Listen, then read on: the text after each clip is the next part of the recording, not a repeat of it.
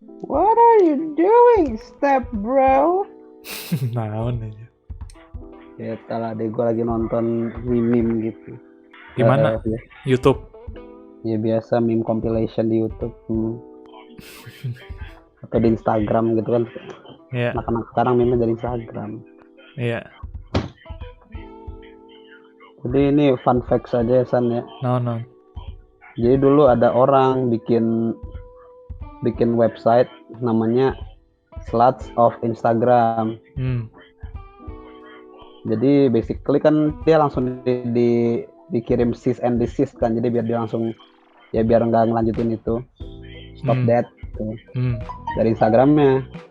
Tapi dia bawa ke court dan dia menang karena tujuan aslinya dia bikin website itu tuh bukan Sluts of Instagram, tapi Sluts of Instagram. Sluts of. Jadi itu ceritanya artinya apa? Cerita tentang bebek namanya Sluts of. di kerajaan namanya Instagram. Sluts of Instagram. Keren. Enggak, tapi maksudnya itu tuh si orang yang bikin websitenya itu memang sengaja dari awal tuh dia memang punya mindset bikin kayak gitu, atau dia emang ngakalin aja waktu di court. Kayaknya emang dia lagi brengsek-brengsekan sih. Enggak, jadi emang dia clickbait gitu, tapi emang isinya tuh tentang bebek semua, satu website penuh. Coba aja mana lihat Sluts of Instagram. Mungkin maksud lo Sluts of itu juga apa?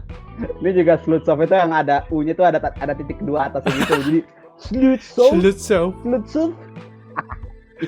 Itu maksud lu apa lagi brengsek-brengsekan tuh maksudnya kayak dia memang sengaja untuk ngebait gitu ya maksudnya. Iya, biar dapat traffic. Biar bisa dimasukin ke 9gag dan lain-lain gitu. Tapi jadi berarti kayak misalnya dia memang mindsetnya dari awal dia udah tahu gitu kalau ini tuh pasti bakal ngebait si Instagram dan segala macem kayak gitu misalnya. Ngebait orang-orang gitu kan. Terus mungkin ya terus kayak ternyata nggak cuma traffic nih yang dia dapat, nggak cuma traffic dari orang-orang, ternyata dari Instagramnya sendiri pun kegayat gitu kan. Terus dia bawa ke court ya, selama dia megang mindsetnya kayak gitu ya masih bisa dibenerin. Yang tadi Sluts of Instagram Kingdom. Enggak, tapi dia tuh udah nyiapin konten bebeknya juga sebelum court, atau enggak bisa jadi emang udah ada bukti otentiknya gitu, ya kan? Iya, ini emang Sluts of. Aduh. Masih ada lagi website kalau mana mau lihat tuh. Iya. Kehidupan internet. Dia menang berapa? Enggak tahu. Ya menang bisa lanjutin itunya. Oh. Cuman kepemilikan doang. Gue pikir kayak tapi itu udah bukan ini ya, bukan suing gitu ya. Ya pokoknya dari legal team Instagram lah udah di cease and desist gitu. Oh, tadi yang lu bilang yang bawa ke court tuh si yang bikin websitenya ya, bukan Instagramnya? Instagramnya. Oh, Instagramnya. Enggak, maksudnya ini Instagramnya nggak bawa court juga sih kayaknya, tapi kayaknya udah kayak cuma ngasih peringatan kan? Iya, tapi udah ya sampai legal teamnya gitu loh. Oke. Ya intinya mah kocak lah. Keren pisan. Keren. Oke, Abdul. Assalamualaikum. Waalaikumsalam. Abdul Karim, bagaimana kabarmu? Arab sekali. Baik-baik saja. Mantap. Ahlan wa sahlan. Gimana? Udah makan belum, Dul?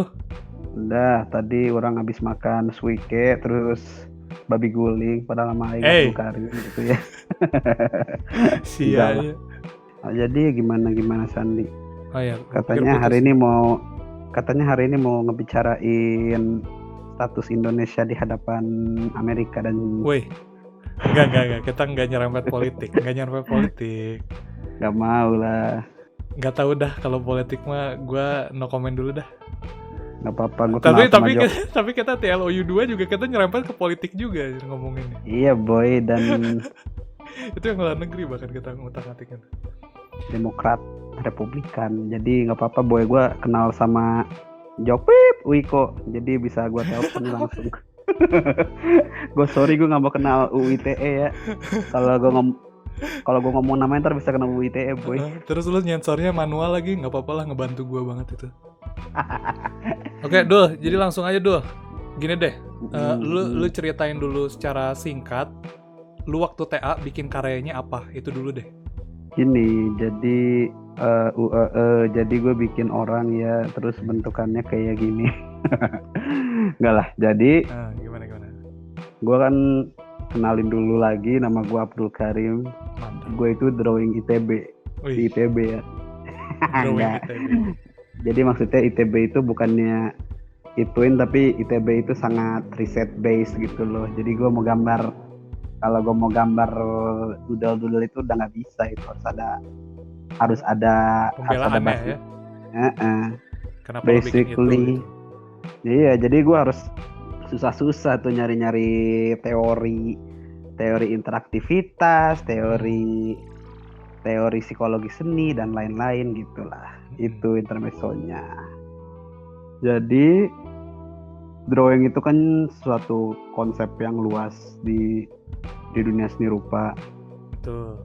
Jadi bahkan drawing itu masih diperdebatkan, apakah lo masuk studio drawing itu lebih difokuskan pada kata verb drawing,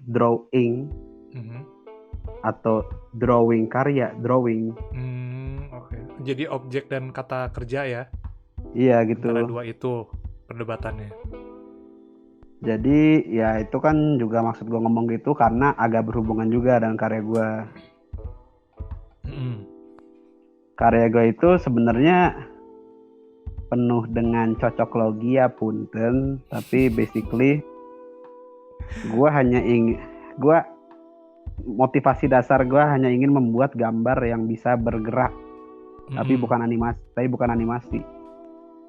Itu coba jelaskan dulu maksudnya gambar bergerak tapi bukan animasi. Bukankah itu kayak istilahnya definisi dari animasi itu sendiri, kayak gambar yang bergerak, gambar yang dihidupkan kan? Iya, tapi maksud gue itu lebih ke karya drawing gue bisa digerakin. Bukan gambar bergerak. Jadi karya drawing gue memiliki unsur kinetik karya drawingnya secara karya hasil akhirnya gitu loh. Digerakin ini maksudnya sama orang lain gitu. Jadi ada interaktivitinya berarti maksudnya. Ya sebenarnya bisa aja gue buat juga otomatis atau pakai dinamo dan motor gitu, tapi ya kalau untuk karya gue pengennya bisa digerakin orang lain karena akan berhubungan lagi dengan tema yang akan gue usung ke depannya, itu yang akan gue bicarakan gitu. Oh jadi tadi lu mention dinamo kayak gitu, terus juga kayak ada tadi lu mention kinetik kayak gitu, itu berarti maksudnya apa, kayak fisik ya bentukannya? Fisik tuh bukan digital gitu ya maksudnya? Bukan digital. Ya. Digital ada terminologi sendiri ya sana, apa ya, di DKV ada nggak?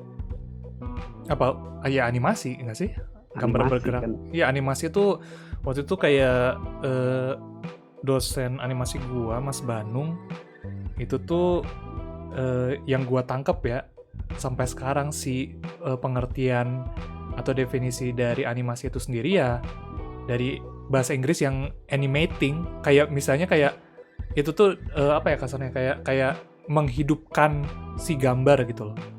Makanya kenapa orang yang sebutan untuk mayat gitu ya, yang dibangkitkan kembali itu namanya reanimated kan?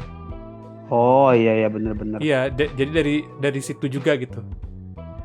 Jadi si animasi itu menghidupkan gambar, jadi seakan-akan gambar itu hidup, padahal sebenarnya itu secara teknisnya yaitu kan gambar yang dibuat per frame, disusun secara sekuensial, berurutan gitu kan, dan dengan bantuan kamera, kayak kalau zaman dulu kan itu dipotret per frame, terus diaturlah itu di komputer atau misalnya kayak di film gitu kan, film bener-bener roll film gitu misalnya, direkam gitu kan, kayak si si per frame-nya diambil gambarnya satu gambar waktu disatuin bergeraklah itu.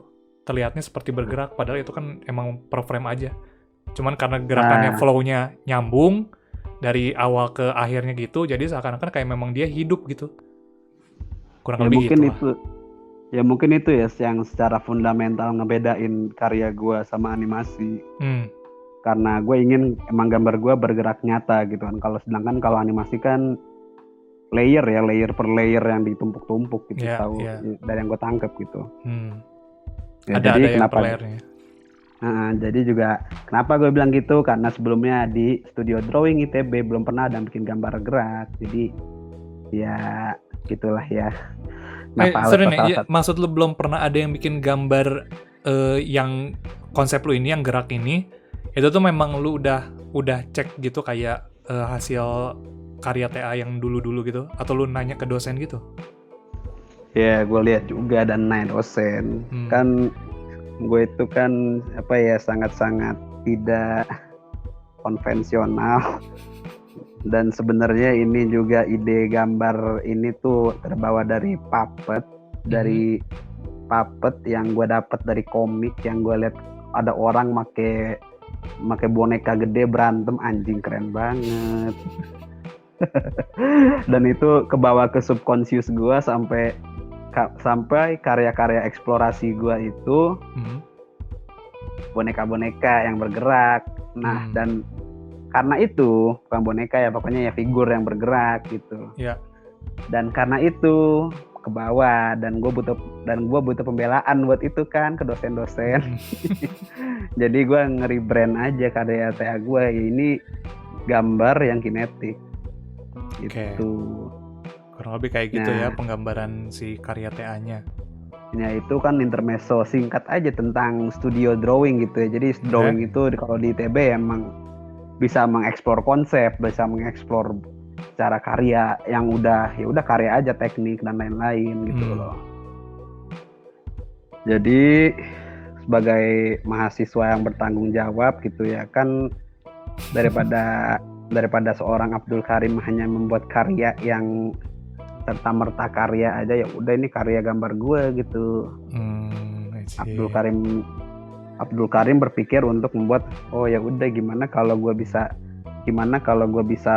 sok-sokan nge-impress dosen gitu ya dengan men-challenge konsep drawing gitu, yang kayak jadi drawing tuh bisa kayak gini loh sebenarnya kalau lo pikir-pikir gitu. Maksud lo men-challenge tuh jadi ngasih motion ke dalam gambar yang statik gitu? Iya, dan itu juga karena yang tadi gue bilang lagi, karena ya udah eksplorasi gue ada kayak gitu, jadi gue perlu justifikasi gitu lah. Tapi yang penting justifikasi gue bertanggung jawab gitu ya, nggak kayak ya gitulah. Apa sih? Gue pengen bilang orang-orang gak bertanggung jawab, tapi gue nggak suka gitu kalau gue menghina orang. Jadi ya iya nggak apa-apa, jangan mention lo gitu. Ya, dan jadi kan selain men-challenge notion itu, seniman sepertinya dikonsensus atau agree ya, semua orang setuju di dunia seni rupa, di fine arts, kalau seni yang bagus itu adalah seni yang bisa menyentuh banyak orang, not in a lewd way gitu ya, punten. Jadi ya emang bisa, walaupun seseni ini tuh subversi yang kacau gitu ya, walaupun gambarnya kayak gitu, tapi semua orang tuh bisa dapet esensinya sebenarnya, yang untuk jadi seniman yang sebenarnya seniman yang terkenal, bukan terkenal, maksudnya seniman yang sukses di dunia seni gitu ya. Jadi ya tentu gue Abdul Karim terdorong untuk mencari nilai tambah juga pada karyanya gitu. Dan di situ Abdul Karim mencari problem yang dirasa dihadapi oleh Abdul Karim dan orang-orang lain, yaitu adalah kehilangan rasa-rasa kendali dalam hidup manusia gitu. Itu yang jadi topik lu itu teh? Ya, jadi kalau bisa dijelaskan secara singkat, karya drawing TA gue itu merupakan karya yang mengeksplor konsep drawing dengan kinetik, dengan pergerakan, dan juga dengan tujuan membahas masalah manusia zaman ini dan masalah Abdul Karim yang berupa kehilangan rasa kendali dalam hidup-hidup manusia gitu. Damn. Kedengarannya sangat deep ya. Kehilangan rasa kendali dalam hidup. Ya ini juga deep gini tapi basically cocok logi kok, santai aja boy. Yang denger podcast ini juga bisa santai gitu bikin karya misal karya lo bagus gitu ya. Tapi lo tanya dosen ini apaan? Cocok logi aja boy, santai. Ya biasanya kayak gitu, kalau lu udah mentok ditanya maksudnya gimana nih, kayak iya jadi begini pak bu, disambung-sambungin langsung semua tuh. Itu juga praktek yang lumayan, ya nggak tahu ya, gue presumptuous nih, tapi tahu gue berapa seniman di dunia seni juga kayak gitu. Padahal sebenarnya dia waktu awal bikin karyanya mungkin nggak ada maksud apa-apa nih yang terlalu dalam kayak gitu mungkin ya. Iya.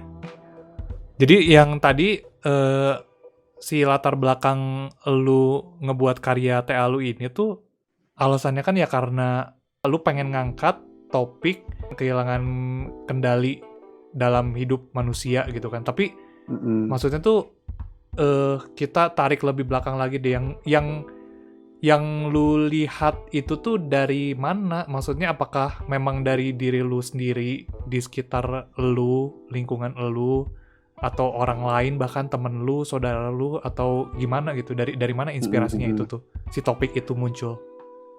Ya jadi basically kan jujur ya, ini mulai tuh dari kayak kenapa sih gue kok jadi manusia gitu anjing.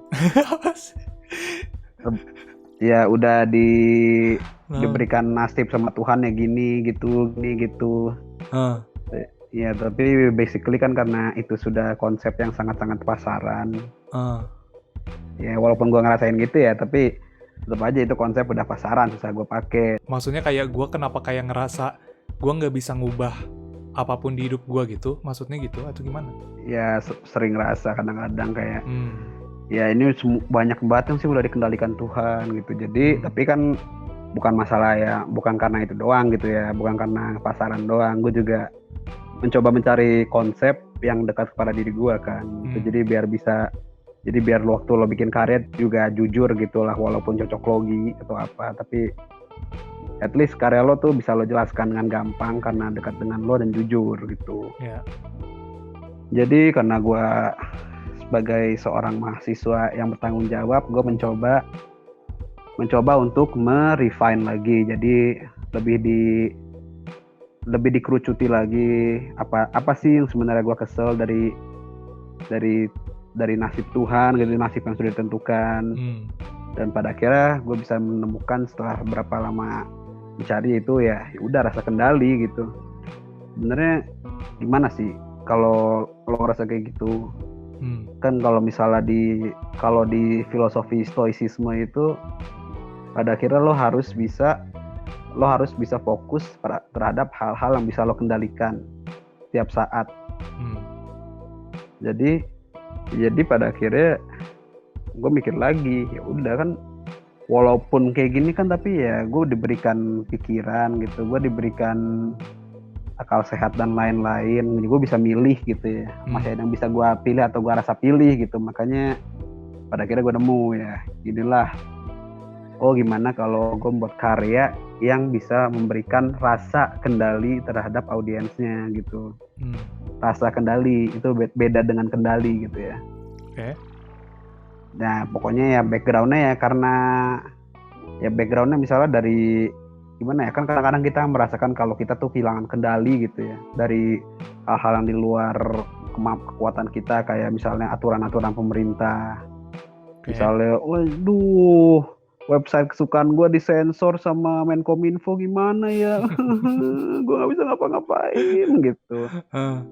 Ya atau nggak misalnya ya emang kalau seriusnya lo kehilangan orang-orang yang lo sayangi gitu kan, itu beneran di luar kendali lo kan rasanya. Iya. Kayak all of a sudden tiba-tiba kayak lah kenapa? Iya, lu Kok cuma bisa? bisa nanya kenapa gitu ya. Iya kan. Tapi Ya. gini loh, apa ya, kayak gue mau garis bawain yang tadi lu bilang perbedaan dari rasa kendali dan kendali itu sendiri. Lu bilang kan beda tadi. Itu tuh jadi maksudnya kayak lu tuh mau ke target lu kayak memberikan rasa kendali, itu tuh maksudnya kayak seakan-akan mereka tuh in control tapi sebenarnya enggak gitu. Enggak juga. Jadi gimana maksudnya perbedaan signifikannya yang lu maksud dari tadi lu bilang rasa kendali dan kendali itu sendiri tuh gimana jadinya? Ya kendali itu basically adalah ya berarti lo bisa memegang itu. Enggak. Jadi kendali itu kan berarti kemampuan kalau lo bisa mengendalikan ya, menguasai suatu tempat, momen atau benda atau kondisi. Maksud gua rasa kendali itu adalah mengembalikan rasa kalau oh iya gue bisa mengendalikan hal ini gitu, bukan gue bisa mengatur momen ini, gue bisa mengatur pikiran gue. Jadi maksud lu kayak lu mencoba men-trigger kesadaran mereka gitu. Kalau kesadaran mereka, kalau sebenarnya mereka tuh bisa in control gitu. Iya, kesadaran mereka akan kendali mereka gitu loh. Karena pada akhirnya yang gue percayai, walaupun lo di dalam kondisi apapun gitu pasti ada yang bisa lo kendalikan. Walaupun itu pikiran lo atau kekuatan fisik lo gitu loh. Di saat lo bertanya yang tanda tanya besar tadi kenapa ini bisa terjadi itu, lo pengen ngasih tahu ke mereka yang bertanya seperti itu tuh kalau di keadaan seperti itu pun ada sesuatu yang bisa lo kontrol gitu kan maksudnya. Iya, jadi kayak ya contoh aja misalnya kalau lo kehilangan loved ones lo, ya lo jelas lo ngerasa nggak ada kendali kan. Iya, lo nggak bisa ngapa-ngapain gitu ngerasanya. Tapi sebenarnya kalau lo inget-inget aja lo ada kendali itu, ya lo bisa merasa bisa lebih mengendalikan respon lo setelah itulah. Jadi kayak mengembrace si situationnya begitu. Iya. Jadi kalau loved ones lo meninggal, ya lo bisa apa? Jadi lo bisa memberikan penghargaan kepada mereka, lo bisa memberikan eulogi kepada mereka, lo bisa membuat persembahan pada mereka sebagai rasa terima kasih gitu-gitulah. Tapi di karya gue gue hanya ingin memberikan rasa kalau lo memiliki kendali aja sih. I see.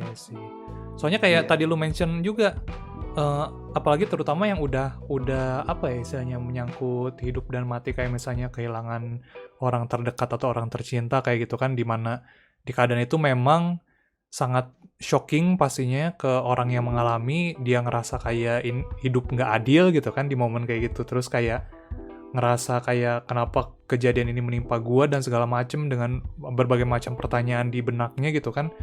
Tapi kan itu kayak memang sebuah konsep yang sangat abstrak ya kalau udah kayak gitu, apalagi ngomongin Tuhan gitu kan, nasib kayak gitu kan,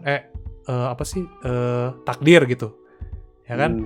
Nah itu kan udah sebuah konsep yang sangat abstrak yang kayak mungkin udah di luar nalar manusia gitu, udah di luar pengertian manusia. Nah itu tuh kayak, tapi yang tadi lu bilang lu mau coba fokusnya ke memberikan rasa dan kesadaran terhadap target lu itu kalau mereka masih bisa punya kendali di dalam satu keadaan paling terpuruk sekalipun gitu kan. Nah itu tuh tapi kayak lu tetap dari tadi mention beberapa kali soal konsep yang abstrak tadi gitu, yang berhubungan dengan hidup dan mati, dengan Tuhan, dengan takdir kayak gitu. Itu tuh apakah lu tetap berpegang sama konsep itunya gitu, konsep abstrak itunya sampai akhir TA lu selesai gitu loh. Gini. Gimana tuh? Jadi kan gue juga nggak secara eksplisit mendorong karya ini untuk kayak orang-orang yang terpuruk banget gitu San. Yeah. Ini tuh karya kalau bisa dibilang entry level. Kan little by little ya, dan maksud gue ngeceritain yang tadi itu juga tuh bukan kayak ngeceritain karya gue ini konsep full ya kayak gini, tapi itu contoh ekstrim berarti ya. Dan itu yang seperti yang gue bilang itu latar belakang gue, kenapa gue memilih untuk mengangkat rasa kendali dalam karya gue. Jadi bukan kayak karya gue emang buat semuanya gitu. Ya bukan sampai se-ekstrim itu, tapi itu yang mendorong gue untuk mencari memberikan rasa kendali. Yang simply rasa kendali kepada orang-orang gitu loh. Seperti yang udah kan gue bilang tadi, kalau rasa kendali ya you have control gitu loh. Lo memiliki kontrol, itu bahkan bisa sesimpel apapun kayak oh iya gue bisa nafas gitu loh. Iya. Jadi bersyukur dengan keadaan yang apa yang bisa kita syukurin gitu lah istilahnya. Iya. Ya gimana ya, kayak maksud gue tuh gue cuma ingin memberikan, kalau bisa mah ya if I can even give one moment of control to one person in their lifetime, it would be worth it gitu loh. Kayak ya emang tujuan karya gue itu gitu loh. Gue nggak mau ya, sebenarnya kalau misalnya bisa sampai kayak oh iya karya ini ngingetin gue pernah punya kendali, gue bisa merasakan kendali, sampai mereka bisa melewati sebuah masa yang sangat-sangat yang susah itu nilai tambah kalau misalnya mereka bisa sampai kayak gitu loh. Iya. Gitu. Ya, intinya mah kata kuncinya rasa kendali aja tadi, nggak usah terlalu jauh juga lah mikirnya. Iya, kan makanya gue juga kayak gitu tuh biar masih bisa dalam batasan penelitian. Iya betul. Biar ini juga biar nggak makin ngaret lulusnya. Iya, basically yang denger dan belum lulus kuliah ya gitulah, penelitian lo harus ada batasan gitu ya. Iya. Biar nggak terlalu ngalor ngidul. Betul. Batasan penelitian sangat membantu diri lu sendiri. Lu yang nyusun, dan itu untuk membantu diri lu di saat ntar waktu lu udah benar-benar bikin karyanya gitu kan. Biasanya emang itu sesuatu yang ini sih Dua, kayak mau di desain, kayak mau di seni rupa, kayak mau di teknik, kayak itu tuh gue ngelihat kayak teman-teman gue banyak yang suka skip gitu loh, banyak yang nganggep remeh si batasan penelitian itu loh. Karena itu tuh kayak dianggap ya udah gue cuman kayak ngasih batasannya tuh bukan detail tapi lebih lebih ngasal aja lah intinya batasannya ngasal. Terus tahu-tahu waktu dia udah mulai bikin karyanya nih, kita spesifik FSRD nih, waktu udah mulai bikin karya mereka kewalahan gitu, udah dihitung-hitung, wah kayaknya kalau ngejar deadline tanggal segini buat kelayakan atau bahkan sidang, gue kayaknya nggak keburu. Kenapa ya? Ya karena di awalnya, di bab 1 kan itu batasan penelitian tuh, di awalnya tuh ya si batasan penelitiannya lu nggak balik gitu, lu nggak bener gitu mikirinnya. Jadi lu bener-bener lu nggak ngelimit diri lu sendiri gitu. Padahal sebenarnya ada banyak constraint di luar, ada banyak limitasi di luar yang harus lu pertimbangin, kayak pastinya deadline, waktu pengerjaan TA gitu kan, termasuk karya dan penulisan. Belum, terus juga kan apalagi kayak untuk pengeluaran juga kan harus dipikirin kan, apalagi kayak misalnya kayak gue multimedia gitu misalnya, itu desain grafis, itu kan kayak untuk nyetak buku, untuk nyewa jasa programmer, itu kan harus dibikin batasan juga kan. Lu nggak bisa kayak gue mau bikin mau ngedesain atau ngedevelop game buat karya TA gue yang skalanya AAA, ya gila aja kan. Kalau kayak gitu kan kayak ya itu batasan lu AAA langsung, tapi kayak ya tuh gila gitu kan, maksudnya lu batasan ngasih batasan ke lu AAA, ya AAA lu buat company AAA yang isinya puluhan orang aja developer gamenya, ngerjain satu game bisa berapa lama gitu. Intinya mah gitu kan kasarnya mah. Jadi ya kalau lo menang besar saat Bitcoin dan dapat berapa triliun gitu ya, dan lo bisa, dan lo punya kemampuan untuk memanage orang-orang atau emang skill lo dewa, baru bisa lah. Baru lu boleh seidealis itu tuh bikin game AAA kayak gitu kan. Sekalian lu nyewa jasa bukan satu programmer doang gitu, satu studio lu sewa gitu kan jasanya. Jangan buat bantu game lu. Jangan kayak Yandere tit. Balik lagi. Aduh, nanti dengerin podcast yang tentang Yandere tit ya. Self plug dong, self plug. Iya betul. Nah jadi kan tadi kita udah ini nih, udah mulai kebayang dari si latar belakangnya, alasannya kenapa lu bikin karya tersebut buat TA lu. Tujuan manfaatnya ya kurang lebih udah kebayang juga kan tadi kan, untuk ngasih ke target lu tuh rasa kendali gitu kan. Ini sebenarnya yang gue penasaran banget, dan tadi lu sempat mention juga adalah teori yang lu pakai. Tadi lu sempat di awal mention teori interaktivitas ya? Iya. Nah, tapi ini deh, mulai dari ini dulu pertanyaannya. Teori yang paling menarik yang lu pakai, yang bener-bener kayak sampai sekarang tuh, wah ini teori luar biasa juga gitu. Makanya lu sampai pakai juga di TA itu tuh apa? Teori draw. Ya kalau gue bisa jujur, teori drawingnya. Karena itu beneran kayak sampai gue juga blown away gitu. Anjir, bisa kayak gini. Itu gimana tuh detailnya? Menarik tuh kayaknya. Jadi kan suatu hari, seorang Abdul Karim sedang kesusahan mencari, gue bikin apa ya? Bikin anak apa? Ya bikin anak maksudnya karya ya, punten. Iya. Jadi ya suatu saat Abdul Karim sudah lagi kesusahan gitu, dia mau bikin teori, gue apa ya? Gue bikin karya manusia yang bisa bergerak, tapi apa yang bisa gue jadiin berhubungan dengan pergerakan itu ya? Ya udah. Jadi Abdul Karim yang kebingungan, dia suatu saat meminjam buku Vitamin D. Vitamin D? Iya, jadi judulnya Vitamin D? Iya, jadi ada buku seri buku namanya Vitamins. Oke. Nah, itu tuh buku yang mengcompile karya-karya di dunia seni kontemporer. Oke, interesting. Dan itu kalau lo lihat buku isi itu keren-keren semua sih. Itu jadi ada seri Vitamin P atau painting, ada buku Vitamin D drawing. Oke. Dan banyak lagi lah. Dan setelah Abdul Karim melihat preface-nya, dia melihat sebuah konsep yang men-challenge notion drawing itu hanya gambar, drawing itu hanya karya, ya gambar. Ya udah, intinya menggambar. Iya, tapi yang bikin gue langsung dapat kayak titik terang itu setelah gue melihat drawing adalah sebuah proses yang tidak bisa berhenti. Wah, gila. Karya gimana nih?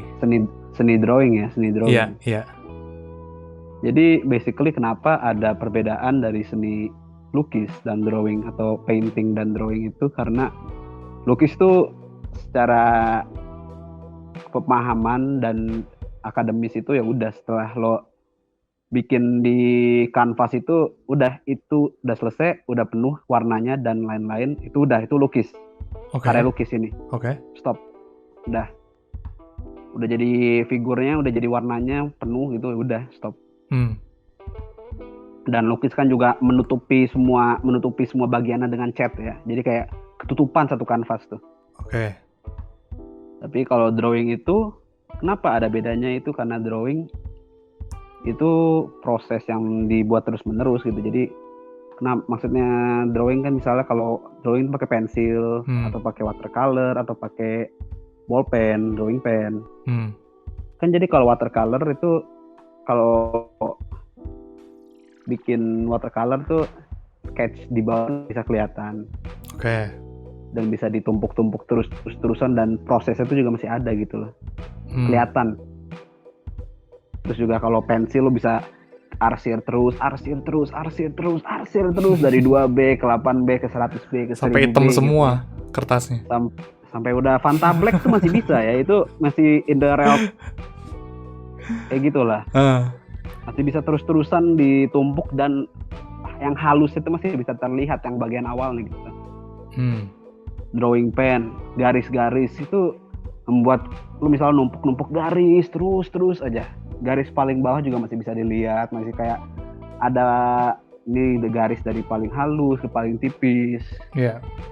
Gitulah. Tapi tuh yang berarti yang benar-benar membedakan banget tuh dari si drawing adalah sebuah proses yang tidak pernah berhenti. Terus juga painting yang tadi lu jelasin, yang gua tangkep bedanya ya dari si ini ya, media gambarnya. Ya nggak sih? Dari Ya, alat gambarnya. Ya, bukan cuma media gambarnya doang, tapi kayak setelah karyanya jadi, bagaimana ditangkap oleh, bagaimana dipresentasikan ke dunia seni juga gitu loh. Seperti gimana tuh waktu di ini presentasikannya? Ya, jadi ini kan masih konsensus sekarang juga ya, dan ini tuh kayak dunia seni itu juga kayak dunia sains yang pemahamannya bakal ditantang dan bisa berubah gitu. Jadi kalau buat sekarang ya painting itu setelah udah selesai ya udah ini dijual sebagai satu karya painting. Tapi kalau drawing itu kalau diituin masih bisa ditumpuk-tumpuk lagi gitu, masih setelah walaupun ini kelihatan udah jadi itu masih bisa digambarin lagi gitu loh, masih orang-orang masih bisa nambahin. Si orang jadi yang beli karya tersebut. Ada yang kayak gitulah kan, ini juga ini tuh juga orang-orang drawing juga kebanyakan masih tidak mengadopsi drawing itu tidak pernah berakhir gitu ya. Ini kan yang gue dapat dari si pembuka buku itu gitu. Jadi lebih ke fokusnya itu kalau painting itu kan menutupi jejak. Kalau drawing itu fokusnya dari buku Vitamin D yang gue itu, drawing itu proses mark making, meninggalkan bekas atau jejak. Oke. Tapi berarti jejak tersebut harus bisa terlihat. Iya, itu pasti. Tapi kan maksudnya gini ya, gue coba ngasih kasus dimana kalau misalnya memang painting itu nutup satu sama lain, kalau drawing itu kan bukankah juga bisa sama kayak painting? Lu udah bener-bener setebel itu dan ketutup semua. Dari lu sketsa pensil pun lu nge-outline lagi dengan drawing pen gitu misalnya.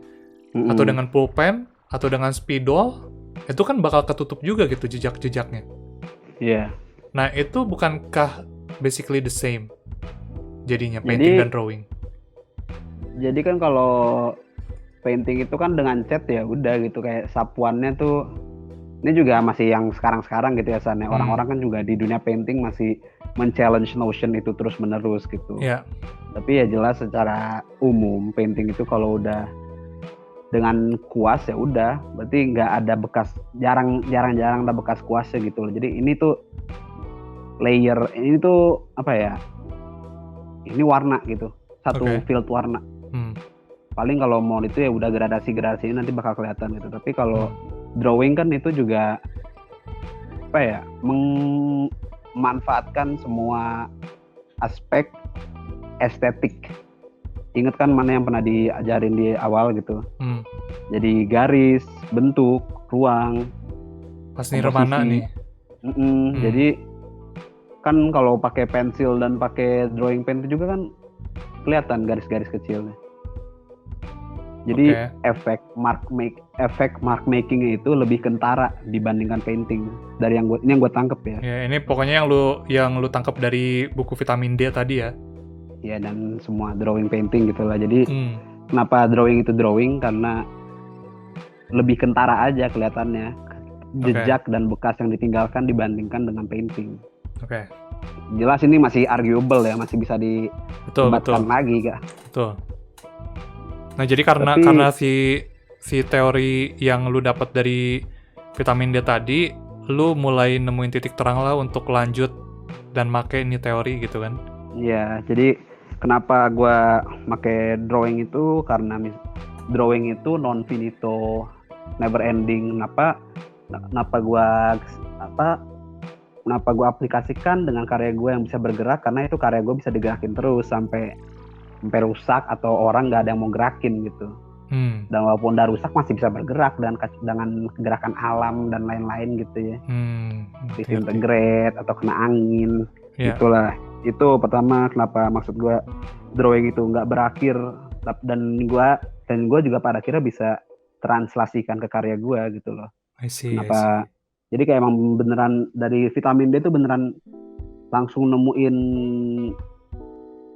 neuron yang menghubungkan semua konsep gue yang awalnya cocoklogi parah tersebar kemana-mana gitu loh, kayak bergerak interaktif, ada orang bisa mainin, ya udah.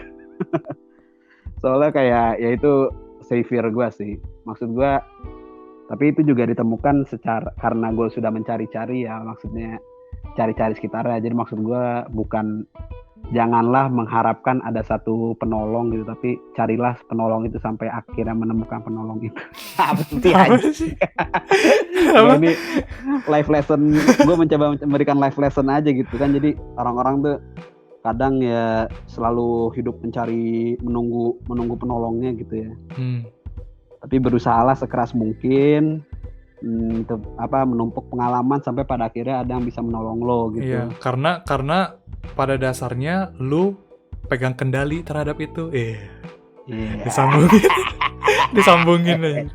Ya mantep. Pada akhirnya kan ya gue bukannya berpangku tangan aja gitu menunggu dapet teori itu kan. Gue emang beneran nyari ini nyari itu, gambar eksplorasi ini. Pada akhirnya sampai gue nemu si drawing itu. Kayak ini mah buat mahasiswa drawing tingkat awal, mahasiswa seni rupa dan apa-apa tingkat awal ya. Jangan gitu ya. Ya berusaha dulu sebelum mengharapkan teori. Ayo dong bantuin gue gitu. Bullshit.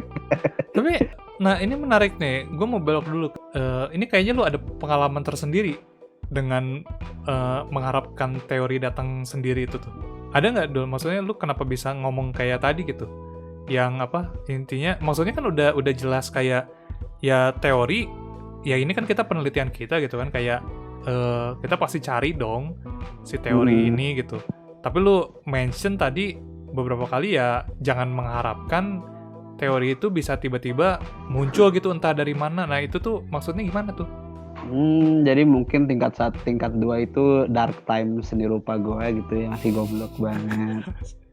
Ya basically gue beneran berpangku tangan menunggu teori itu tuh sampai akhirnya di akhir gitu, dan gue belum melakukan eksplorasi apapun gitu ya. Jadi ya gue beneran cuma bikin karya serta merta mengharapkan oh iya ini kan tentang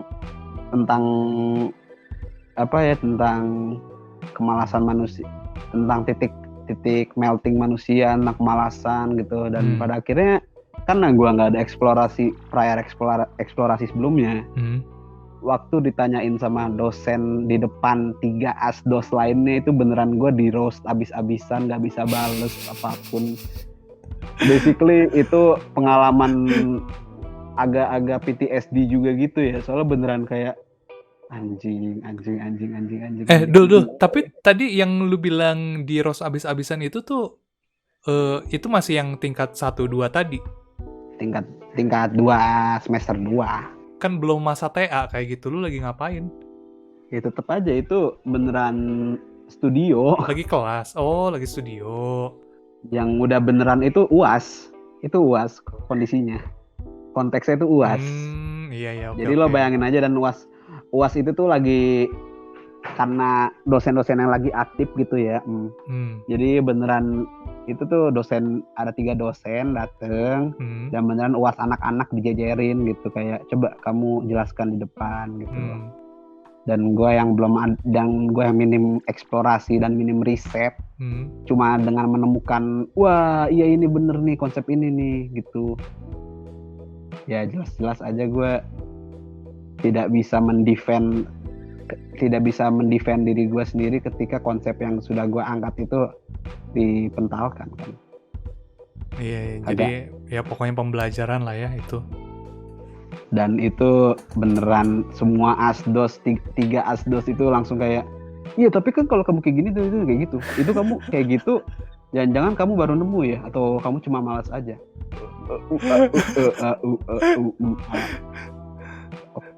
Iya kak. Iya kak, jadi itu tentang kayak ini mah bukan itunya males, kamu aja yang males ya udahlah ya gitulah. Dan basically juga kenapa drawing juga, karena drawing kan ada proses meninggalkan jejaknya itu seperti yang gue bilang gitu. Makanya gue juga mengajak orang untuk memberikan bekas pada gambar gue, pada karya gue. Nah itu beneran drawing itu tuh kayak langsung titik terang buat semuanya apapun yang kulakukan gitu. Ya udah gue bikin aja ini, anjir ini karya gue interaktif, bisa dimainin. But why? Iya. Tapi kenapa gitu loh? Jadi seperti anak yang baru bertanya kepada orang tuanya, mama kenapa matahari gak pernah ada kalau ada bulan? Mereka marahan ya, matahari selingkuh ya. Terus gimana tuh dalam pencarian jawaban why-nya itu tuh? Ya udah pada akhirnya kan gue bisa menemukan juga, oh iya jadi drawing itu kan meninggalkan jejak ya, meninggalkan bekas, mark making. Iya, dari yang tadi. Kenapa gue nggak buat orang itu juga meninggalkan jejak yang bisa mereka kendalikan pada karya gue gitu loh. Jadi meningkatkan rasa kendali mereka juga. Iya, dan meningkatkan cocok logi terhadap teori tadi. Iya, namanya juga mahasiswa. Kan gue bukan Einstein pun. Oke. Yang tadi kan itu lu bakal coba jelasin di bagian penjelasan karya ya, yang soal apa meninggalkan jejak tadi. Ini ke ininya dulu deh. Datanya dulu deh. Datanya lu dapat dari mana dulu? Data untuk penelitian yang lu pakai. Apakah lu melakukan survei atau apa kayak kasih kuesioner ke orang-orang, atau lu wawancara ahli kayak gitu, gimana tuh? Jadi pertama jelas data-datanya gue harus mencari dari jurnal-jurnal psikologi. Karena sebagai seni rupa, mata kuliah psikologi seni adalah salah satu subbab berharga yang bisa dimasukkan dalam penelitian. Betul. Termasuk jadi, untuk desain pun sangat berguna itu. Iya kan. Jadi tapi emang juga psikologi kan menarik ya. Ngapain gue bikin karya yang nggak bisa mempengaruhi siapapun, itu kayak bodoh.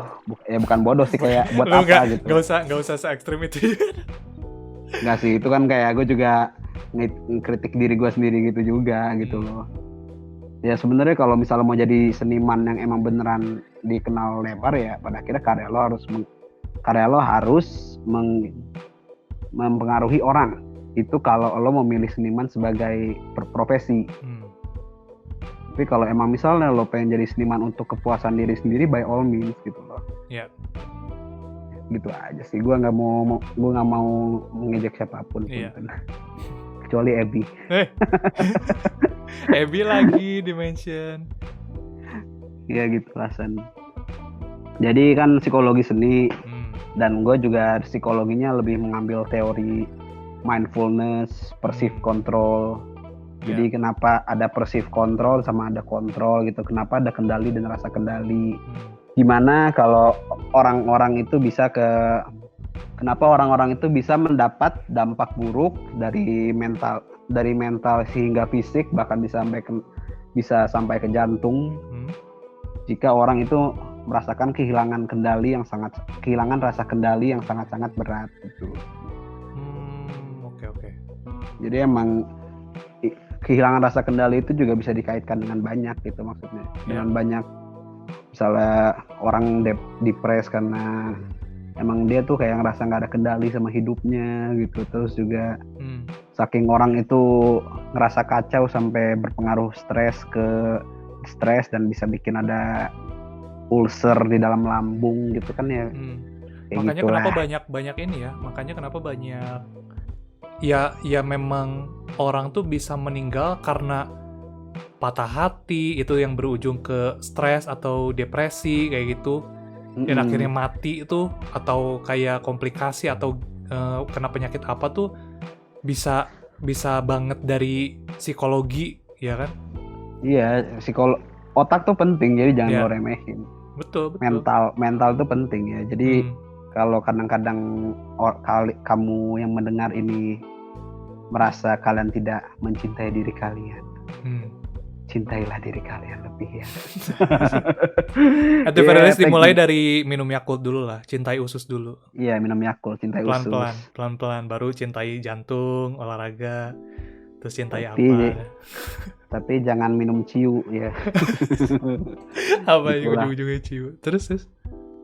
Ya jadi kan kayak misalnya juga riset-riset yang menunjukkan kalau orang yang memiliki rasa kendali lebih, orang yang merasakan kalau mereka memiliki rasa kendali lebih itu juga adalah studi grup yang pada akhirnya memiliki hasil-hasil akademik yang baik dan juga generally lebih optimis dalam hidup mereka gitu.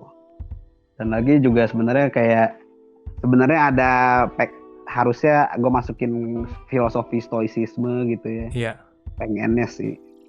Apa maksudnya masukin ke TA? Iya, tapi kayaknya gue nggak masukin, ya udahlah.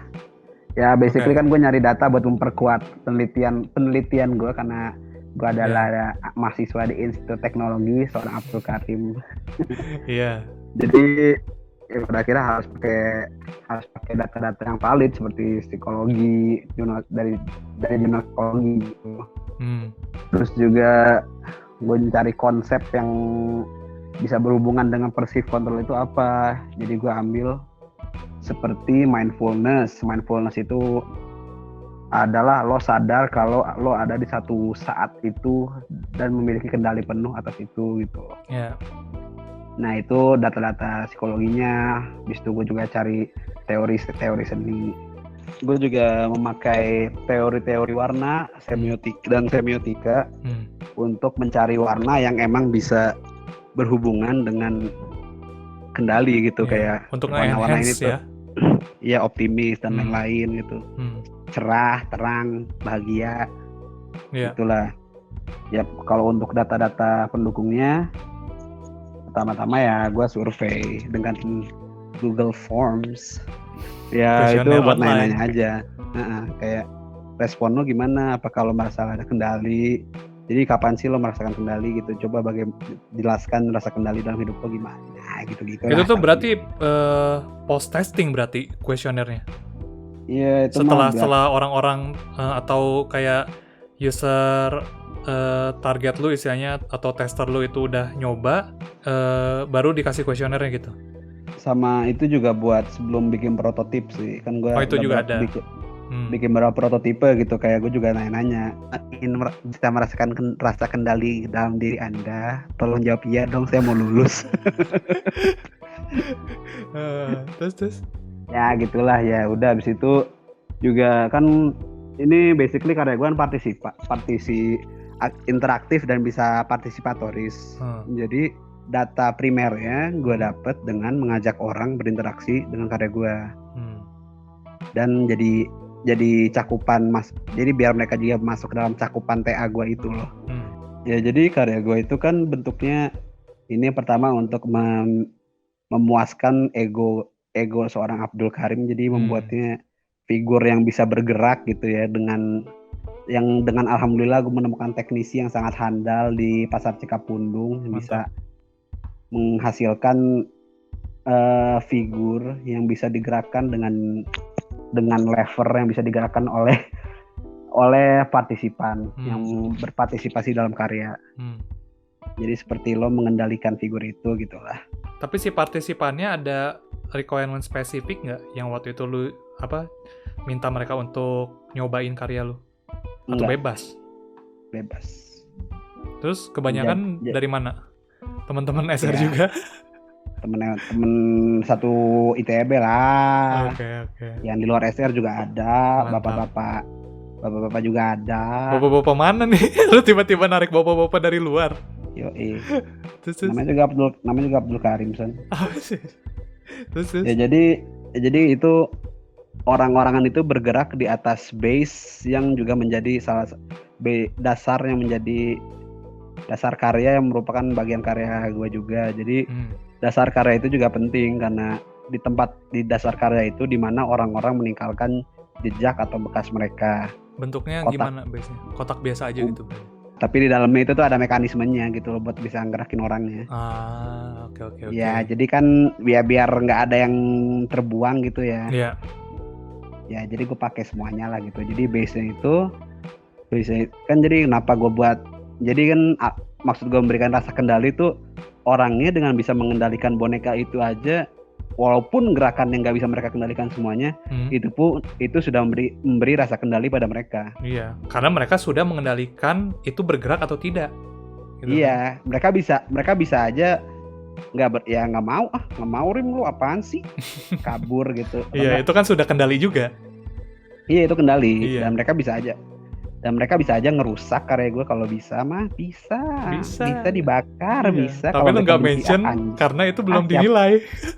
Iya, si Abdul Karim mah udah nggak usah lulus sekarang. biar dia lulus di wisuda COVID gitu kan. Jahat. Ya gitulah. Ya Jadi kan kita belum tahu waktu dulu belum tahu ada wisuda COVID, angkatan COVID. Kalau ternyata udah bisa diramal tuh, terus orang-orang pada bener ngancurin karya lu mah abis sudah. Males banget. Makasih banget ya yang mengingatkan gue untuk lulus tepat waktu. Iyalah. Wah itu nih juga... bentar dulu nih, intermezzo dulu nih, iklan. Ingat banget tuh dulu waktu lu pengerjaan TA tuh.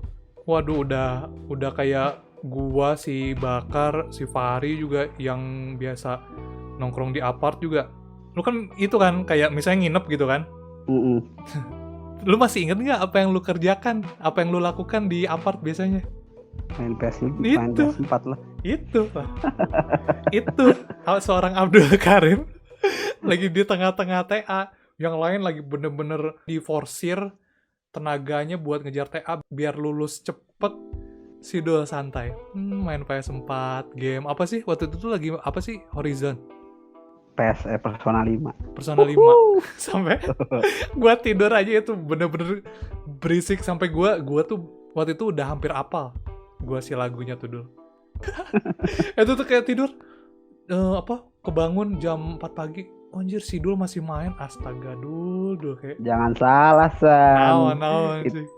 Itu jadi karakter dan cerita mereka juga motivasi gue untuk bisa lulus. itu semua necessary, San. Oke, dicocok-cocokin lagi, boleh. Iya, itulah seorang Abdul Karim, pinter mencocok logi. Nggak, tapi ya gitu, kayak luar biasanya si Dul tuh kayak waktu apa lagi di apart, oke lah misalnya lagi emang jam main gitu, jam 6 sampai jam 10 misalnya lagi pada main 3DS gitu kan, atau lu ya itu main PS4, atau yang lain lagi gambar atau main laptop biasa kayak gitu kan. Tapi kan udah gitu biasanya sampai jam 10-11, kecuali Bakar juga biasanya ngikut bareng lu tuh. Maksudnya kalau sisanya udah di atas jam 11 udah gitu istirahat, tidur gitu, atau lanjut gawe dulu bentar sebelum tidur gitu kan. Ini malah lanjut sampai subuh. Ya udah besoknya udah harus kelas lagi atau gimana gitu. Tapi ya puji Tuhannya ya tadi untungnya lu lulusnya nggak nyampe bareng angkatan COVID gitu. Iya. Mantap. Ya semoga angkatan COVID diberikan kesempatan yang sangat luar biasa sehingga mereka bisa mengembalikan apapun yang mereka kehilangan dari COVID ini. Iya, apakah itu rasa kepuasan untuk tidak lulus gitu ya. Iya, gitulah. Iya. Jadi di mana juga gue memberikan rasa kendali itu, gue membuat orang-orang berpartisipasi. Gue meminta orang-orang meminta ya, bukan membuat, karena meminta memberikan pilihan. Iya, betul. Orang-orang yang berpartisipasi dalam karya gue. Mintanya juga harus dijawab iya. Lu tulisin nggak karya gue atau enggak, lo pilih balik di karung maya atau lo tulis karya gue. Tapi tolong gitu ya. Tapi sambil minta tolong tapi sambil ngancem. Ya enggak lanjut. Ya. Jokes aside gimana kan ya. Pokoknya tolong tuliskan pendapat lo terhadap rasa kendali dalam hidup lo. Dan alhamdulillah responnya positif. Mantap. Itu yang ditulis di base tadi ya? Iya, jadi base itu dipenuhi tulisan. Ya kan, jadi karya itu pertama buat visual jelas awalnya. Jadi orang-orang kan rasa wah keren, warnanya juga menimbulkan rasa senang dan lain-lain gitu kah apa. Terus bisa digerakin juga, jadi ada rasa kendali lagi. Terus ya udah mereka diingatkan dengan rasa kendali dalam hidup mereka gitu. Karena kan gue bilangnya ya, coba dong lo ceritain rasa kendali dalam hidup lo gitu lah. Basic, roughly kayak gitu ya. Gue udah agak-agak lupa apa yang gue tanya gitu lah. Dan hasilnya sangat-sangat gue suka sih. Mantap. Dan gue rasa juga ya kayak tadi lo bilang kan responnya positif berarti orang-orang juga suka kan kayak dengan mark making kayak gitu, nge-leave mark di karya lu juga kan, kayak gue ada andil nih, walaupun mau secara langsung ataupun tidak langsung, kayak gue ada andil di pembuatan karya Sidul gitu kan. Itu sendiri juga udah ada apa, nggak cuman ngasih yang tadi ngasih tahu rasa kendali tersebut, nggak cuman itu, tapi juga ada kayak achievement tersendiri, ada hadiah tersendiri gitu kan untuk partisipan elu kan. Gue juga seneng. Mantap. Ya, jadi juga kan gue juga udah bilang di awal, if I can make one person happy for one day or for one moment, then my work will be worth it gitu. Mantap. Yeah. Ya gitulah, yang penting tujuan tuh coba dibuat spesifik dulu baru lebih besar lagi.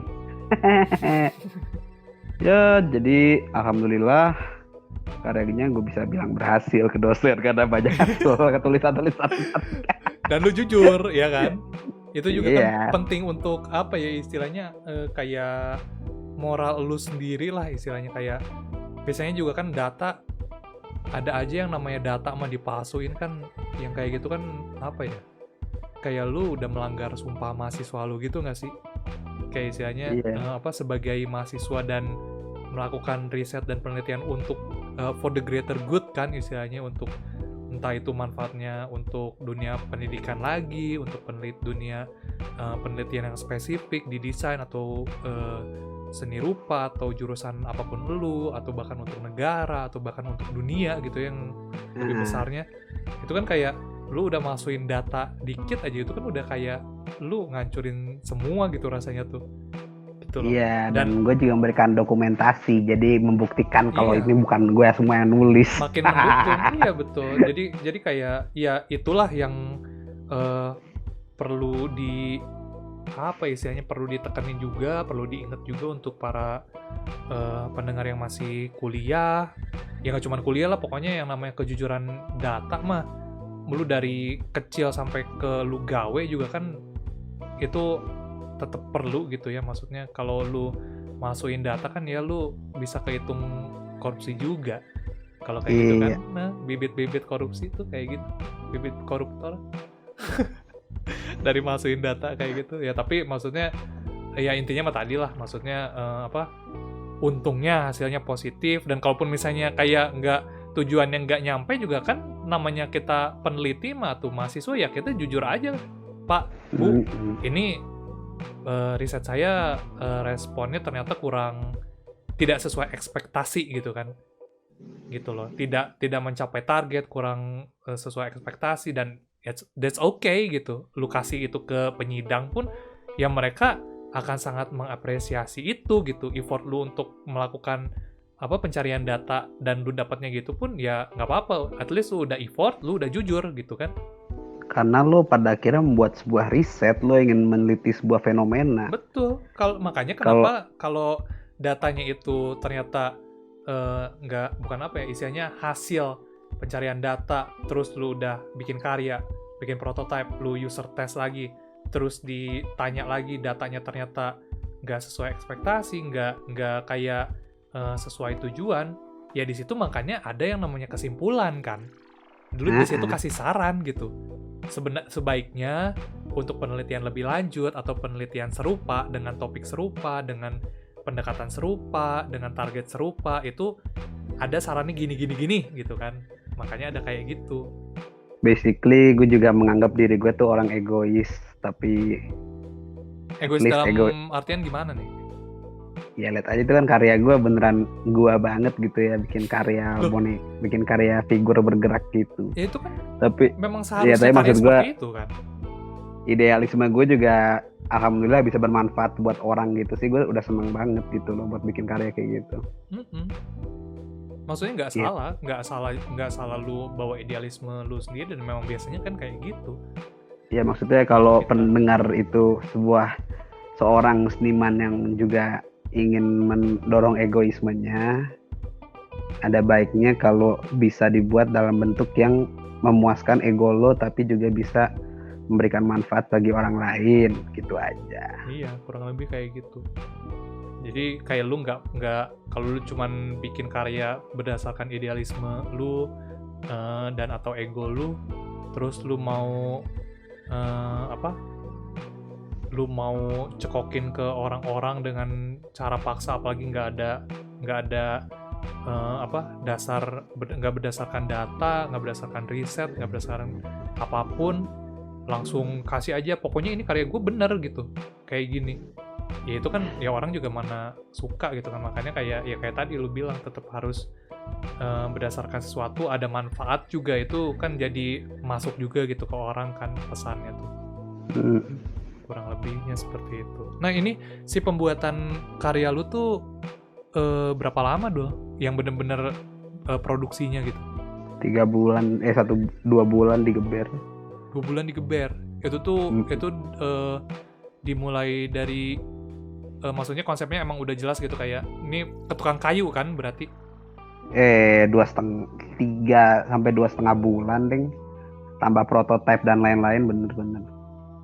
Nah itu tuh kayak lu ke tukang kayunya tuh berarti kayak udah jelas gitu, kayak Pak nih bikin mekanismenya kayak gini, ditutup kotak gitu jadi base-nya, terus di atasnya tuh ada si karyanya gitu. Belum. terus gimana?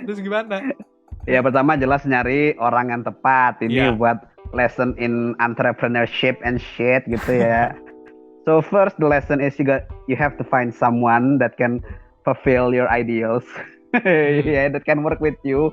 Ya pada akhirnya gue juga menemukan orang yang tepat di Pasar Cikapundung gitu ya. Karena dia juga bisa mengembangkan ide gue yang halu. Jadi dia juga memberikan input gitu loh, bukan yang kayak cuma iya gini deh, gini oke gini oke. Tapi dia juga gimana Rim kalau misalnya dibuatnya kayak gini Rim. Jadi nanti Abah juga bisa kayak gitu. Manggilnya Abah. Abah Didin. Dia jago banget demi apapun. Jadi dia bikin, soalnya bahkan juga makanya juga Napada Base itu juga karena bagus bentukannya sama Abah Didin, bagusnya kayak gitu. Jadi oh iya bisa gue kembangin ini jadi tempat buat orang menuliskan jejak mereka. Ya basically. Jadi si base itu tuh lu dapat idenya dibantu Mbak Didin juga? Enggak, ya karena bentukan yang udah ada dapat dari Mbak Didin gitu, jadi gue bisa kembangin. Iya kan basically kayak gitu kan, karena lu dapat dari Mbak Didinnya, oh ternyata bentukannya kayak gini, wah bisa nih dimanfaatin lebih lanjut gitu kan. Iya, terus itu jadi namanya konsep effectuation. Jadi memanfaatkan apa yang dimiliki pada saat itu. Boleh. Terus? Gitu loh, little lesson. Ya udah, jadi kan gue beneran 1,5 bulan itu bikin prototip. Itu beneran dimulai dari gue cuma bikin gambar di atas triplek. Oke. Dipotong jadi bentuk orang. Bah, kadieu deh bah. Ini jadi saya bikin teh kayak gini gitu. Gimana nya biar bisa digerakkan? Dengan broken Sundanese. Yo yai. Terus. Oh, aduh, Rim, ini kenalin ke siapa namamu? Karim, Bah. Oh iya, Rim. Jadi Abah teh bisa bikin kayak gini. Oke, kayak gini ya, Bah. Oh iya, coba deh, Bah, bikin dulu prototipenya buat saya pratea nanti gitu. Terus ya lama-lama dibuat. Oh iya, keren Bah mekanismenya. Oke, berarti Abah udah bisa dipercaya bikin mekanismenya. Nanti Karim bikin dulu karakternya. Jadi emang proses itu kayak gitulah. Prototip, ada yang bagus, gue kembangin jadi bentuk-bentuk. Pada akhirnya gue bentukin jadi 5 orang, 5 figur. Ya udah Abahnya baru tuh waktu udah bisa, oh ya bisa pakai bearing sama pakai kayu, nanti Abah bikin itunya mekanismenya pakai roda gitu loh. Terus jadi baru gue bikin, oh ya ini orang-orang, ada 5 orang, terus gerakannya kayak gini. Oh ya Rim bisa.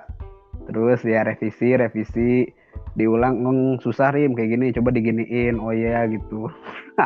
Jadi memang banyak R&D-nya ya di proses prototypingnya juga, sampai kejadiannya tuh banyak pisan R&D-nya gitu ya. Gue penulisan 3 minggu terakhir, boy. 3 minggu terakhir sebelum sidang maksudnya? Sebelum harus ada penulisan bab 3 gitu lah. Sebelum sidang Sugante. 1 bulan sih. Ya.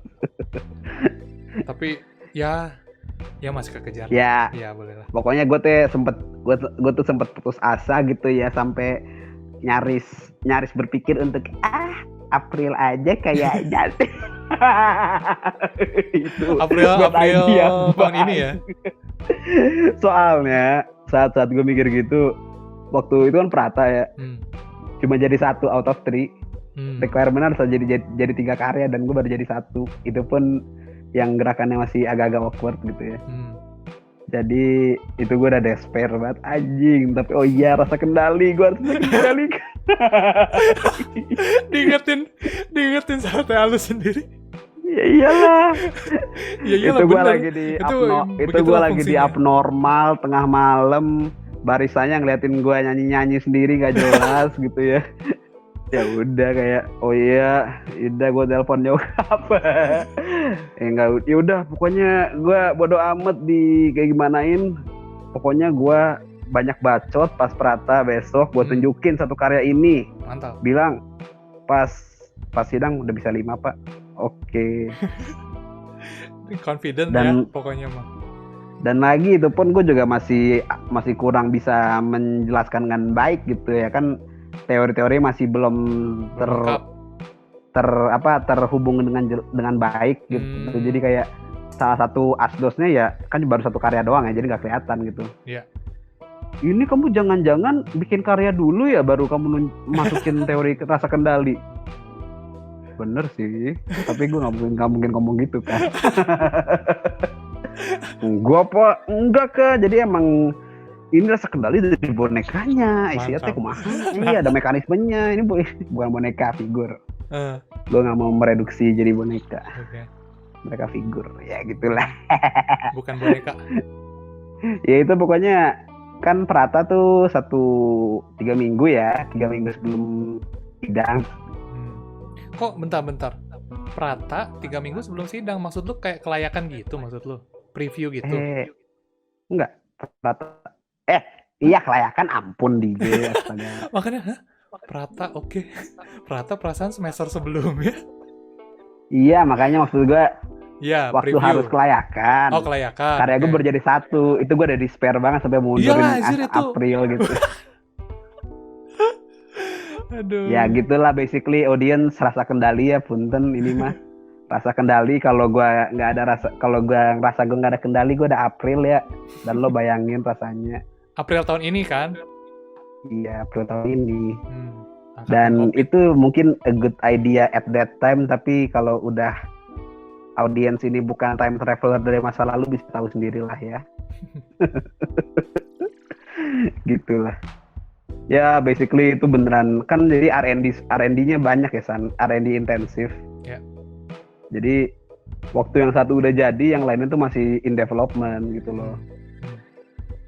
Dan pada akhirnya baru di 3 minggu terakhir itu teger semua jadi 4 sisa 4 nih. Itu bener-bener si Abah forsir banget tuh berarti. Enggak juga sih, jadi emang gue kasih selang waktu gitu kan jadi gue bikin figura dulu gitu. Jadi yang dimana gue drawingnya banyak gitu, drawingnya itu dia di drawing menggambar dengan karya gambar itu ya di situ.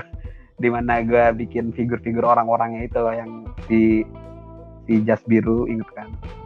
Ya jadi gue bikin 1 orang gitu, 1 orang gue kasih, bah ini udah selesai, udah Rim mana kerjain dulu yang orang-orang lainnya, oke. Abah ituin, jadi gue bikin orang-orangan 1, kasih Abah develop gerakannya, gue sambil bikin orang-orangan baru. Eta selesai, orang kasih lagi. Eta selesai, orang kasih lagi gitu. Sambil orang cek-cek ya? tiap. Jadi emang teratur sih pola kerjanya, alhamdulillah. Dan komunikasinya lancar ya sama si Abah?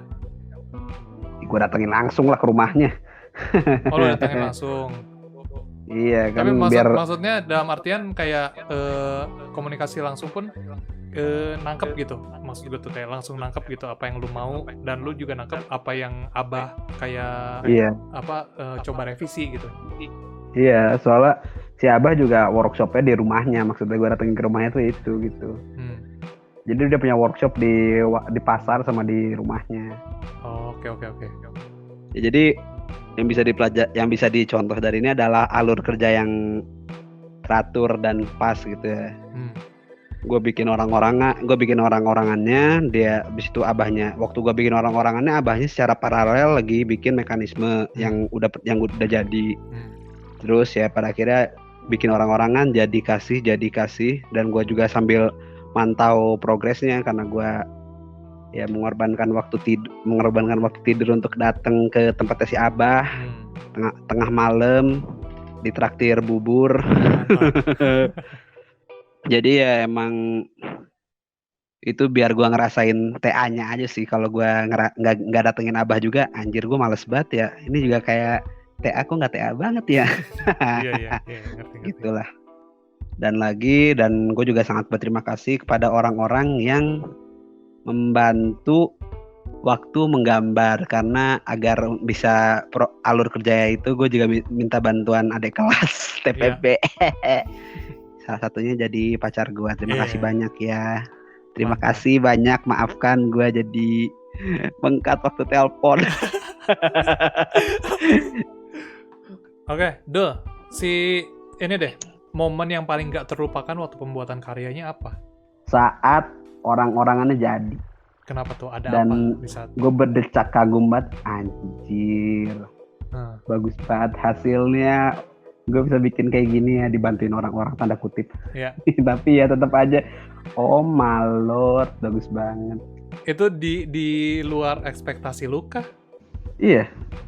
Soalnya ya jelas gue mencari-cari referensi ya, membuat ke orang-orangan juga cari referensi. Kayak misalnya modelnya Aokiji, si Yusaku Matsuda. Makanya bentukan rambutnya kayak gitu. Itu juga modelnya Spike Spiegel gitu. Tapi kayak kan gue juga dibantu orang gitu mencampur warna, karena gue kurang jago mencampur warna. Dan pada akhirnya setelah gue memberikan outline-nya, dengan kan kayak gambar tuh belum anjir ini apaan sih, cuma warna, campuran warna doang, belum ada pengikatnya gitulah. Istilahnya kayak teori drawingnya yang jadi mengikatnya gitu. Setelah gue berikan outline, wah anjir, baru tuh kelihatan cakep. Anakku, walaupun mereka sekarang hanya ada di rumah gua, tidak bergerak. Maaf sekali anak-anakku ya bapak yang buruk. Ntar ini dulu, mereka ke manifest gitu si ininya, rasa kendali itu, mereka jadi hidup ntar tengah malam. Anjir. Jadi gerak, gua nggak ada yang gerakin, ya gua sekarang pegang kendali ini, gua gerak sendiri. Ya, tengah malam mana yang ambil minum, tahu-tahu ada suara mekanismenya gitu, ngik gitu kan, muter gitu. Five Nights at Abdul gitu ya. Tapi mereka nggak bisa gerak-gerak, udah, maksudnya nggak bisa pindah lokasi, literally cuman udah gerak aja kayak mekanisme lu gimana. Sudah. Lu udah mau tengah malam dudul. Jangan. Ya jadi maaf aja kalau gue kepada karya gue juga masih kurang respect. Bukan kurang respect, ya kurang bisa mengangkat mereka gitulah sebagai seniman. Ya, at least you did your best. Ya, gitulah Shan, at least mereka pernah bersinar di sidang. Iya, semua karya TA pun seperti itu gitu. Ada momennya. Oke, nah si karyanya sendiri kan tadi gue agak skip nih, yang tadi kan udah pengerjaannya kurang lebih 2,5 sampai 3 bulan ya. Nah, habisnya tuh kalau boleh tahu berapa tuh? 15. Itu mahal atau enggak? 15 JT. Ya kalau dari perspektif gue ya sangat mahal lah.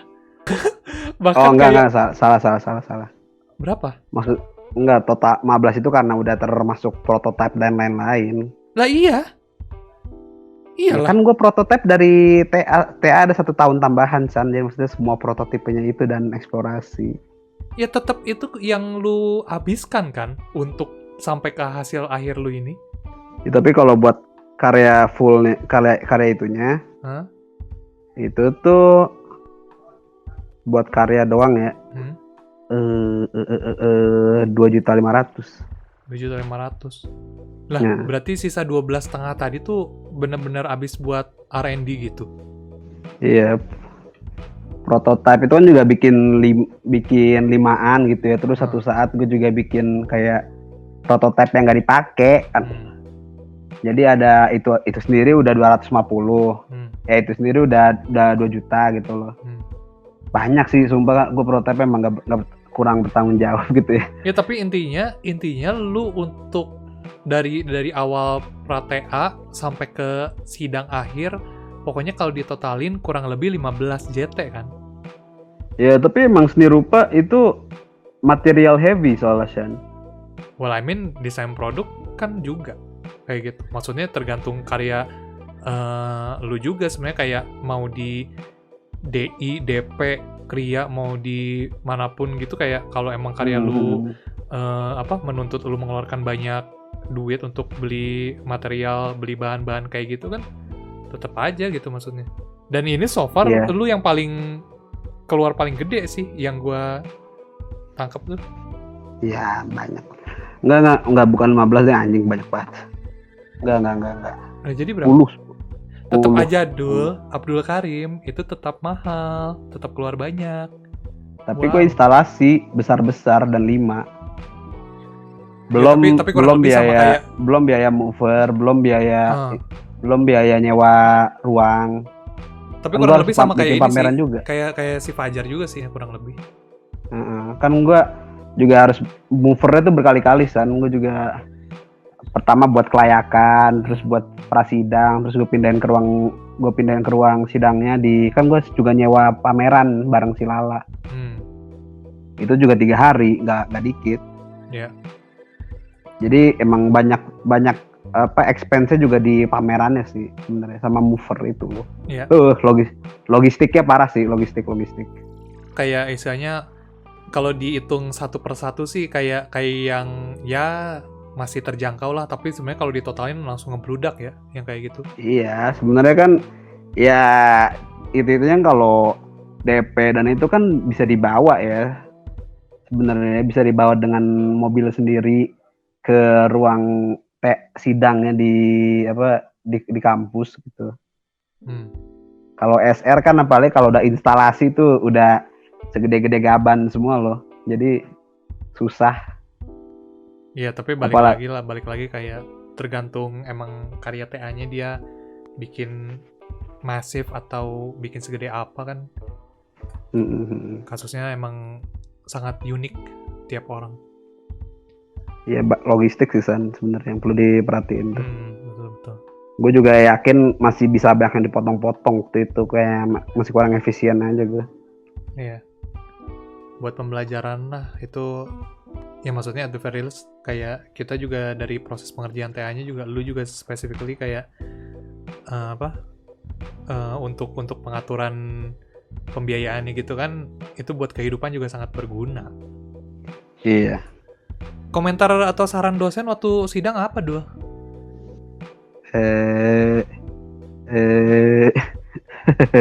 Dosennya juga kurang berkutik sih. Maksudnya gimana tuh? Jadi ya seperti yang gue bilang lagi kan, nggak pernah ada yang bikin gambar yang bisa bergerak kayak gue gitu ya. Jadi dosennya cuma nanya-nanya aja gitu. Flexing ceritanya ini. Ya nggak sayang juga sih. Jadi maksudnya gue juga nggak tahu mana bisa dikembangin lagi gitu kan. Itu juga go both ways gitu loh. Betul. Mantap nih. Benar-benar pemikiran seorang peneliti, researcher. Ya kayak sayang aja kan, soalnya gue kalau bisa mah pengennya yang salah satu yang dosen yang menyidang gue itu yang lebih bukan salah satu ya, gue nggak mau diganti soalnya mereka lumayan berkualitas, maksud gue kualitas bagus ya. Itu maksud gue kalau bisa mah tambahin satu dosen yang muda gitu. kayak adalah yang dosen yang baru jadi dosen gitu di seni rupa. Kenapa tuh? Gua rasa outlooknya bakal lebih fresh. Oke. Ya nggak mengejek atau apa, maksudnya pasti ada outlook yang ada outlook yang fresh gitu. Iya, dan lu lagi perlu tuh seenggaknya satu yang dari sudut pandang itu kan maksudnya. Iya, soalnya kan kayak dosen ya. Jadi maksud kamu ini semua ke proses pembuatan karya dan semua orang-orang interaktivitas ini tuh sebuah proses drawing. Iya Pak. Oke. Padahal sebenarnya lu perlu lebih dari itu gitu kan. Ya kalau bisa mah kayak, oh ya benar ini bisa dibilang drawing gitu ya, tapi bukan tapi ya, coba tambahin sih kritik konstruktif pun kan. Jadi maksudnya kayak, wah bener juga, mungkin kamu bisa lihat si ini itu gitu ya, man can dream gitulah. Ya. Jadi masih pertanyaan dan sarannya pun atau komentarnya ya yang masih standar gitu ya. Kalau menurut lo yang di saat itu gitu. Iya, soalnya mereka emang karya-karyanya juga nggak spesifik drawing gitu sih. Ya gitulah San. Oke, kesimpulan dari penelitiannya apa Dul tapi? Sesimpel ya, karya gue dengan memanfaatkan teori drawing yang bisa dikaitkan dengan interaktivitas dan pergerakan ini mengundang orang itu bisa memberikan rasa kendali terhadap orang-orang dengan hasil-hasilan penulisan yang sangat-sangat gue suka gitu ya, seperti kayak I have been controlled my whole life but now I think I can let go of that control gitu, kayak gitulah. Kurang lebih seperti itu.